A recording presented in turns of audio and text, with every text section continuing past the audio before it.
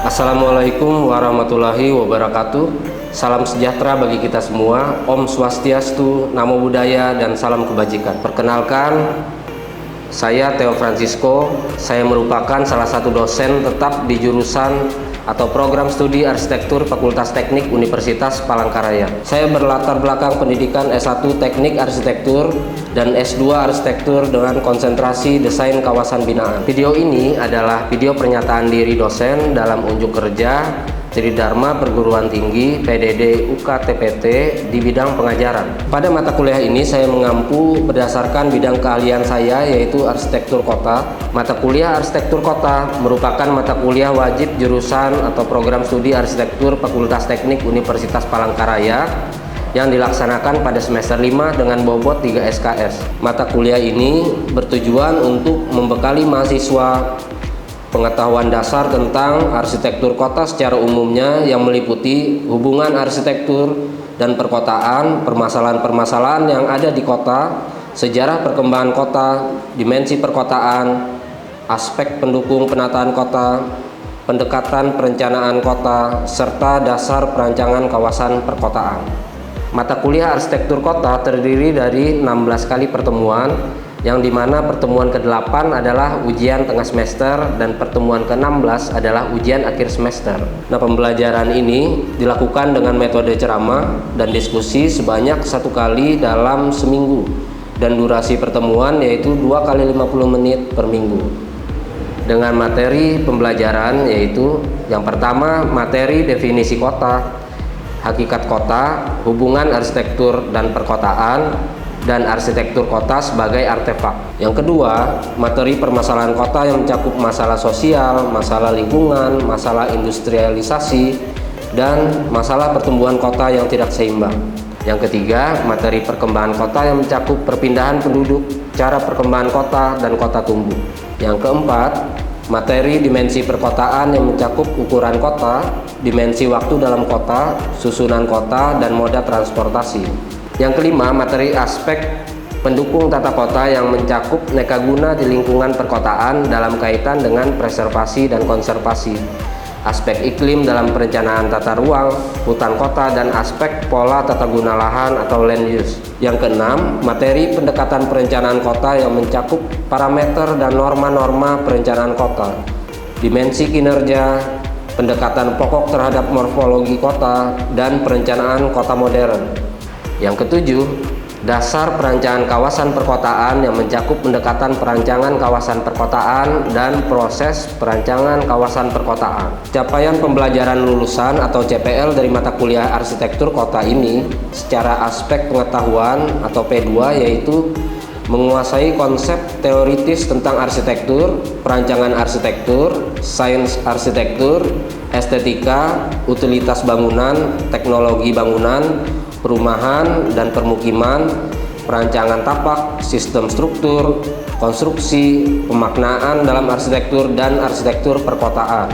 Dari aspek sikap atau S3 yaitu menunjukkan perilaku etis dan bertanggung jawab, serta memiliki kemampuan estetis, komunikatif, adaptif, apresiatif atas pekerjaan di bidang keahliannya dalam semangat kemandirian, kejuangan, dan kewirausahaan.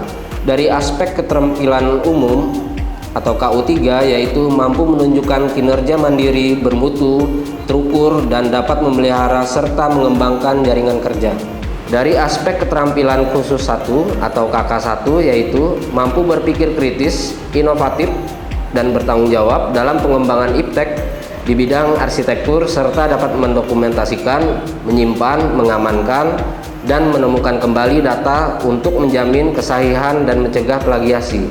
Keterampilan khusus yang kedua atau KK2 yaitu mampu menyampaikan gagasan perancangan yang informatif secara lisan maupun grafis, manual, dan digital, serta melakukan penelitian ilmiah di bidang arsitektur. Dan keterampilan khusus 3 atau KK3 yaitu mampu mengimplementasikan kemampuan arsitektural dalam aktivitas perancangan, pengawasan, dan atau pelaksanaan konstruksi dalam rangka menciptakan usaha mandiri dan lapangan kerja. Capaian pembelajaran mata kuliah ini diharapkan yang pertama, mahasiswa mampu menunjukkan sikap bertanggung jawab atas pekerjaan di bidang keahlian dan keilmuan arsitektur kota secara mandiri. Yang kedua, mahasiswa mampu menguasai konsep teoritis arsitektur perkotaan secara umum.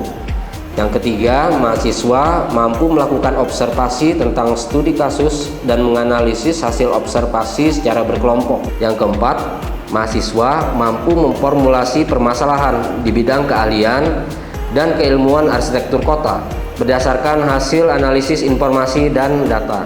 Yang kelima, mahasiswa mampu bertanggung jawab atas pencapaian hasil kerja kelompok serta evaluasi terhadap penyelesaian pekerjaan yang ditugaskan dengan penuh tanggung jawab. Yang keenam, mahasiswa mampu memanfaatkan kemampuan merancang berdasarkan pendekatan perancangan arsitektur kota. Dan yang ketujuh, mahasiswa mampu mengkomunikasikan dan menyajikan gagasan maupun hasil rancangannya di dalam presentasi, baik di tulisan, dan grafis. Mata kuliah arsitektur kota memiliki pembobotan penilaian dan evaluasi di mana aktivitas partisipatif 10%, hasil proyek 40%, dan ujian akhir semester 50%. Tugas yang diberikan dalam mata kuliah ini meliputi penugasan secara mandiri berupa tugas pembuatan makalah tentang permasalahan kota yang ada di Indonesia, penugasan secara berkelompok berupa tugas pembuatan makalah atau laporan tentang perancangan salah satu kawasan kota yang berisi identifikasi permasalahan kota, analisis, dan rekomendasi desain perancangan kawasan kota. Nah, referensi yang saya gunakan dalam mata kuliah arsitektur kota ini yaitu berupa buku terkait arsitektur perkotaan hasil karya dari para ahli di bidang perkotaan, serta jurnal-jurnal bereputasi yang memiliki keterbaruan agar mahasiswa mampu berpikir kritis dan mengikuti perkembangan ilmu pengetahuan dan teknologi terkini. Berikut cuplikan video pembelajaran dalam mata kuliah arsitektur kota dengan materi pertemuan kedua, yaitu tentang permasalahan kota. Mari kita saksikan bersama videonya. Selamat pagi rekan-rekan. Selamat pagi, Pak. Salam sehat bagi kita semua ya. Gimana kabarnya rekan-rekan? Baik, Pak. Alhamdulillah baik. Saya harap semua kita dalam kondisi yang sehat dan tetap semangat ya. Walaupun kondisi cuaca di luar terlihat kurang begitu cerah ya. Nah, sebelum memulai perkuliahan ya, mari kita berdoa menurut keyakinan kita masing-masing ya. Berdoa mulai, berdoa selesai. Nah, perkuliahan kita pada hari ini tentang permasalahan kota ya. Jadi di sini nanti rekan-rekan akan melihat lebih jauh ya, apa saja sih masalah yang terjadi di perkotaan ya. Nah, di sini capaian pembelajaran pada pertemuan ini ya, setelah mengikuti kuliah ini, mahasiswa mampu memahami dan menjelaskan permasalahan yang terjadi di perkotaan secara umumnya. Nah, ini adalah sumber bacaan ya, bagi mahasiswa, bacaan tentang arsitektur kota. Ini literaturnya yang bisa di-download pada link di bawah ini. Nah, ini adalah pertemuan materi perkuliahan arsitektur kota, pertemuan yang kedua ya. Jadi tentang permasalahan kota.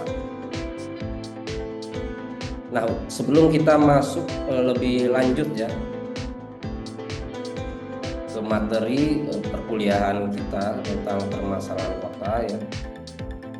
Nah, saya ingin mendengar terlebih dahulu ya dari mahasiswa, apa sih yang mahasiswa ketahui ya terkait permasalahan kota ya. Nah, silahkan, siapa yang ingin menyampaikan pendapatnya? Saya, Pak. Baik, Ilham ya, silahkan. Kalau menurut saya permasalahan di kota itu yang paling sering itu kepadatan penduduk dan kemacetan, Pak. Baik, jadi ada kemacetan ya, dan juga kaitan dengan penduduk tadi ya. Baik, terima kasih Ilham ya untuk pendapatnya. Nah, kita akan masuk lebih dalam lagi ya ke materi. Nah, di sini kota ya menjadi tempat kehidupan manusia yang paling kompleks ya. Karena perkembangannya ya dipengaruhi oleh keragaman aktivitas ya, kegiatan dari para pengguna perkotaan ya. Jadi dari para masyarakat termasuk kita sendiri juga ya. Kita sebagai pengguna kota, penghuni kota ya. Nah, kota juga ya sebagai satu proses yang bisa kita lihat hasilnya ya. Dan tentu perkembangannya ya, serta di kota cenderung lebih penekanannya kepada sisi ekonomi ya. Jadi aktivitas ekonomi yang lebih menonjol kalau di kota.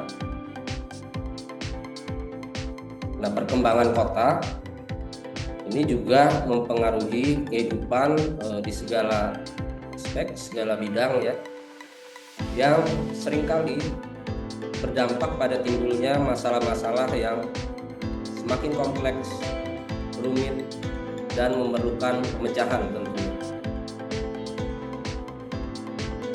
Jadi permasalahan kota itu sendiri, di sini ada masalah sosial, ada yang menyangkut masalah lingkungan, ya, ada masalah industrialisasi, dan juga masalah pertumbuhan kota yang tidak seimbang. Nah, pada pertemuan kita kali ini kita akan melihat lebih lanjut spesifik pada masalah sosial dan masalah lingkungan ya, yang terjadi di perkotaan.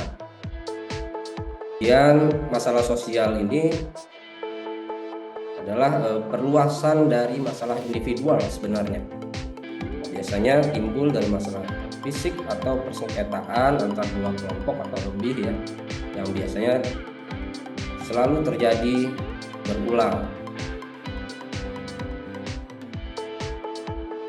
Nah, apa saja sih masalah sosial yang terdapat di perkotaan? Mari kita lihat. Di sini ada masalah lalu lintas ya. Jadi kita seringkali ya melihat yang terjadi ya di sekitar kita ya, di lingkup perkotaan, bahwa daya beli masyarakat terhadap kendaraan bermotor meningkat ya di perkotaan. Kemudian ruas jalan lalu lintas tentu menjadi padat. Kepadatan lalu lintas ini berdampak pada terjadinya pelebaran jalan yang masif ya. Sehingga ya seringkali kita lihat juga terjadi penggusuran terhadap bangunan yang berada di tepi jalan ya. Kemudian juga semakin rusaknya jalan ya, karena muatan kendaraan yang melalui jalan di perkotaan ya dengan muatan yang berat. Nah, jalan menjadi mengalami kerusakan ya. Contohnya misalnya jalan berlubang ya. Sehingga ini juga membuat kondisi jalan tersebut menjadi rawan kecelakaan, dan ini sangat berdampak bagi masyarakat ya sebagai pengguna jalan. Kemudian masalah yang berkaitan dengan pengembangan daerah industri dan permukiman. Nah, di sini juga berdampak sosial ya, pengembangan daerah industri dan pemukiman. Di sini ada masalah kepemilikan tanah. Nah, ini masalah ini juga mengemuka ya. Nah, kemudian juga meningkatnya kriminalitas akibat berkembangnya daerah pemukiman, sering terjadi ya. Nah, kemudian perkembangan daerah industri mempunyai dampak terhadap masalah ya tenaga kerja, masalah lingkungan juga ya. Di sini masalah sosial lainnya adalah masalah sarana pelayanan umum.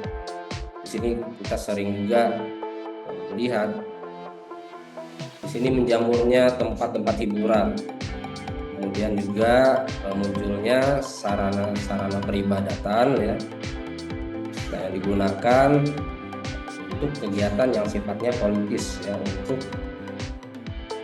oleh kelompok-kelompok tertentu. Kemudian juga di sini peningkatan sarana pendidikan juga menambah pula kerawanan terhadap gangguan keamanan dan ketertiban masyarakat.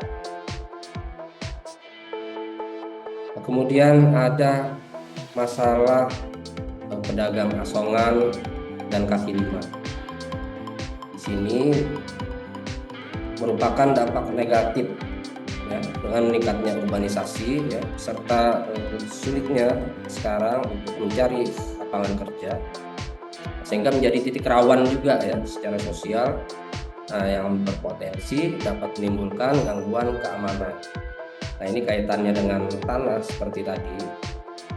Nah, masalah pembebasan tanah di beberapa bangunan yang akan dijadikan ruang terbuka ya, masih sering menimbulkan protes dan tidak puasnya masyarakat terhadap ganti rugi tersebut tadi ya. Kemudian SARA, ya. Kemudian juga kenaikan bahan bakar, ini juga menjadi masalah sosial ya, di perkotaan. Nah, berdasarkan kondisi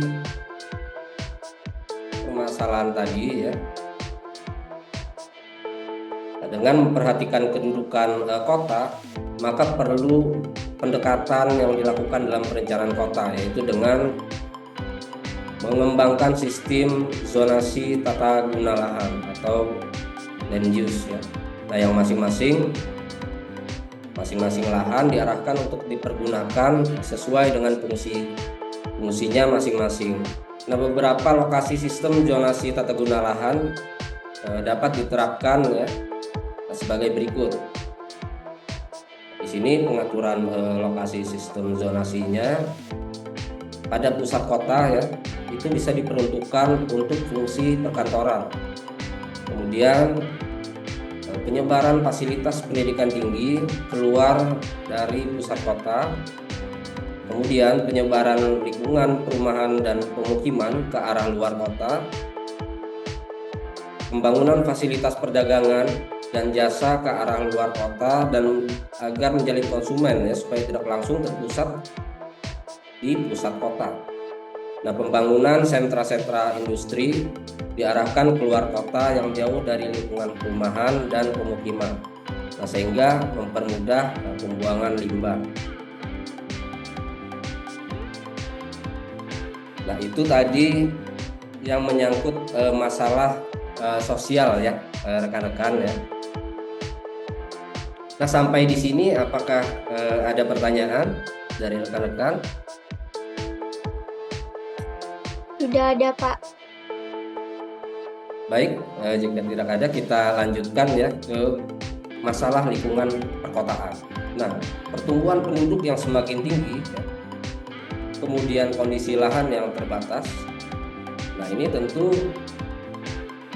menyebabkan tumbuhnya pemanfaatan ruang yang tidak terkendali ya, dan di luar batas toleransi, seperti misalnya penebangan vegetasi, kemudian mengubah lahan yang semula menjadi hunian penduduk dengan segala kegiatan penunjang lainnya. Nah, hal ini tentu menimbulkan masalah ketidakseimbangan lingkungan. Nah, apa saja sih masalah lingkungan ya, yang terdapat di perkotaan? Di sini ada masalah yang berkaitan dengan penebangan vegetasi dan penurunan kandungan air tanah ya. Nah, di sini tentu penebangan vegetasi ini dibarengi dengan penurunan kandungan air tanah ya, dan menimbulkan ketidakseimbangan daya dukung tanah ya. Kemudian masalah peningkatan erosi tanah, kemudian penurunan kapasitas infiltrasi tanah. Nah, masalah ini di sini berpengaruh sangat kuat ya terhadap penurunan kandungan air tanah itu sendiri.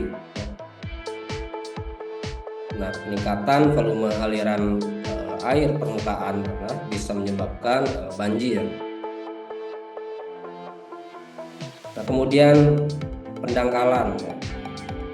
Sini masalah pendangkalan, kurang tersedianya sarana penampung dan pengalir limpasan air permukaan yang menimbulkan banjir ya. Nah, sekaligus partikel yang terbawa menyebabkan pendangkalan itu sendiri.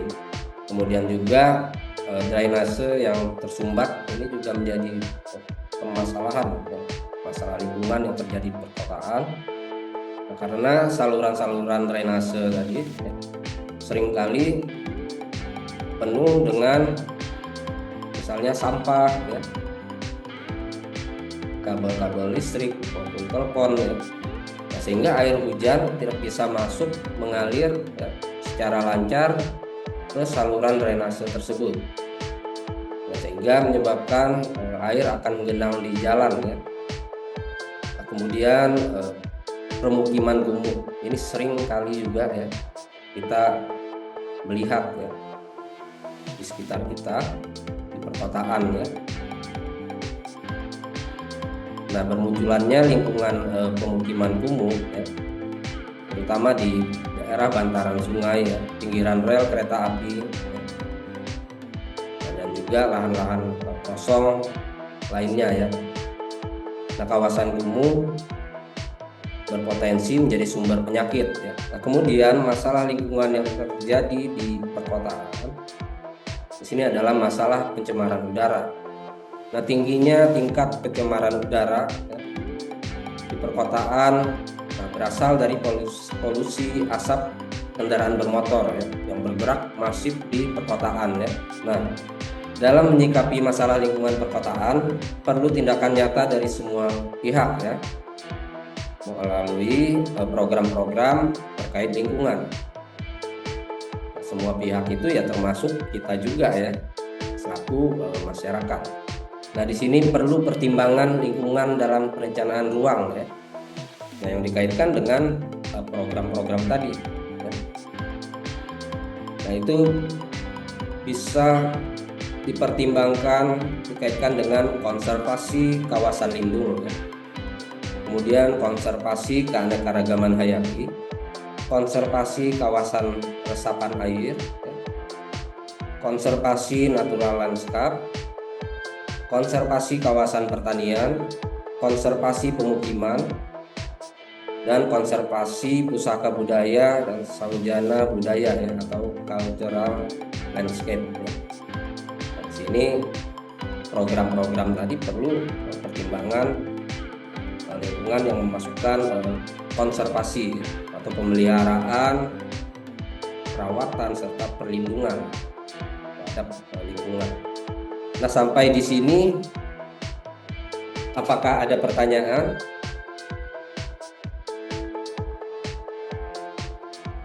Tidak ada, Pak. Tidak ada, Pak. Cukup jelas?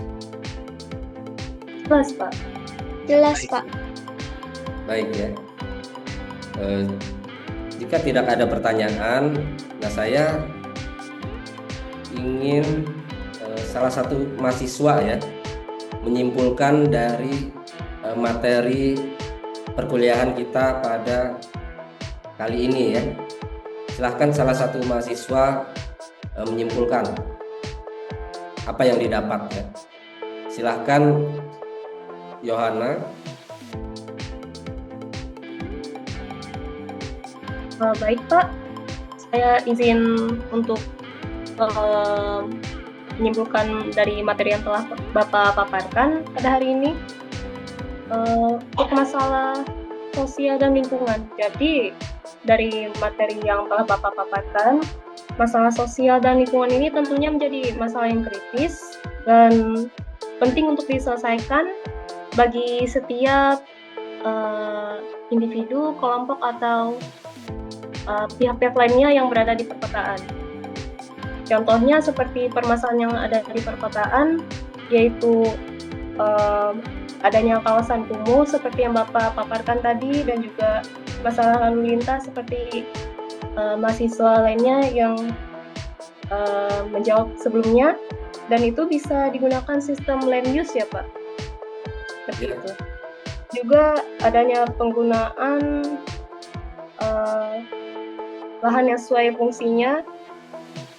Terus partisipasi aktif juga dapat meminimalisir masalah lingkungan yang terjadi di perkotaan. Itu Pak, sekian. Baik, terima kasih ya Yohana ya telah menyimpulkan ya dengan baik dari materi yang telah saya sampaikan tadi ya. Nah, di sini saya akan menambahkan ya dari apa yang telah disampaikan oleh Yohana tadi. Jadi ini berisi rangkuman materi kita ya. Nah, jadi yang pertama, masalah sosial dan masalah lingkungan ini menjadi masalah yang mendasar, yang nyata, mengemuka dan saling berkaitan, yang selalu dialami oleh masyarakat penghuni wilayah perkotaan. Kemudian yang kedua, dalam mengatasi permasalahan sosial dan lingkungan ya, yang terjadi di perkotaan, tentu perlu tindakan nyata atau partisipasi aktif ya dari semua pihak terkait, baik itu masyarakat ya, nah kita juga termasuk masyarakat, kemudian pemerintah, swasta maupun pihak-pihak lainnya. Kemudian yang ketiga ya, ini kita kategorikan bahwa permasalahan kota tadi ada masalah sosial ya. Nah, upaya yang dapat dilakukan. Nah, di sini pengaturan dan pengembangan sistem zonasi tata guna lahan perkotaan. Nah, ini sangat penting sekali. Kemudian masalah lingkungan, masalah yang kedua. Nah, di sini upaya yang dapat dilakukan ya dengan program-program yang memasukkan pertimbangan lingkungan di dalam perencanaan kota, seperti konservasi kawasan lindung, konservasi keanekaragaman hayati, konservasi kawasan resapan air, konservasi kawasan pertanian, konservasi permukiman, konservasi pusaka budaya dan saujana budaya, dan konservasi natural lanskap. Nah, itu rangkuman materi kita hari ini ya. Di sini kita juga ada tugas ya, tugas individu ya, yang dapat rekan-rekan akses di Google Classroom. Silahkan rekan-rekan nanti mengakses Google Classroom ini. Nah, sampai di sini apakah ada pertanyaan atau ada yang ingin didiskusikan? Tidak ada, Pak. Cukup Pak. Jelas. Baik, jika tidak ada ya, kita akhiri ya perkuliahan kita pada pertemuan yang kedua ini ya. Nah, nanti akan kita lanjutkan pada pertemuan berikutnya ya. Baik, di sini semoga kita selalu diberi kesehatan ya rekan-rekan ya. Dan juga saya harapkan rekan-rekan tetap semangat ya. Nah, terima kasih untuk kehadiran dari rekan-rekan ya, pada perkuliahan arsitektur kota pada pertemuan kedua ini, dan juga sampai jumpa pada perkuliahan berikutnya. Terima kasih. Baik, Pak. Terima kasih. Baik, Pak. Terima kasih Pak. Pak.